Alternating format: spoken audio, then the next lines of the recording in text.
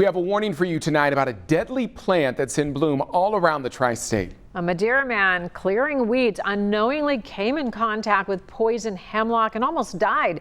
Anchor Megan Mangello caught up with him about his recovery and how to spot this dangerous plant. I don't know what's growing there, but it's not the hemlock because everybody came and double and triple checked it, even a horticulturist came. Jim LeBlanc shows us the spot in his Madeira backyard where a weed nearly killed him. He was cutting honeysuckle with a chainsaw and didn't realize poison hemlock was growing there too. So I was just trying to clear the backyard so we could see it and enjoy it. So, you know, a normal everyday thing, not a big deal, you would think. And then, bam, your whole life changes. Jim was in a medically induced coma. He spent 109 days in the hospital. 80 of those he was on a ventilator and had to use a feeding tube. As Jim was cutting the poison hemlock, he was unintentionally breathing the small particles of poison into his lungs. You weren't getting oxygen, you were gasping for breath. And then when I was in the hospital, as my lungs failed, my heart went racing. And I sprung a tendon on my mitral valve. That was in 2021. His wife, Jeannie, and their children and grandchildren were by his side.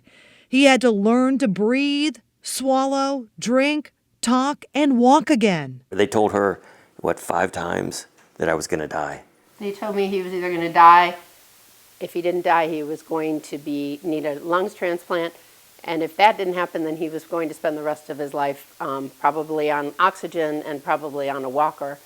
And as you can see, none of those things have happened. He is, like I said, the doctors call him a walking miracle. There's a warning out by the Ohio Department of Natural Resources saying all parts of poison hemlock are deadly. Use caution and avoid contact. It's been 4 years since Jim encountered that toxic weed. He says it changed his life. So it's the little things that you take for granted that are just wonderful. Go Papa's hand.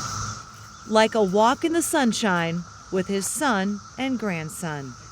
Trying to hide. Megan Mangello, Local 12 News. There is no medicine or antidote to cure someone from poison hemlock.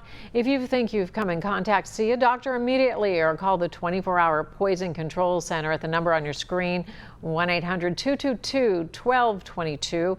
And all this information is inside our story on local12.com and our Local 12 News app. You can always get local stories right here on YouTube, but go ahead and hit that subscribe button to get notifications to stay in the know.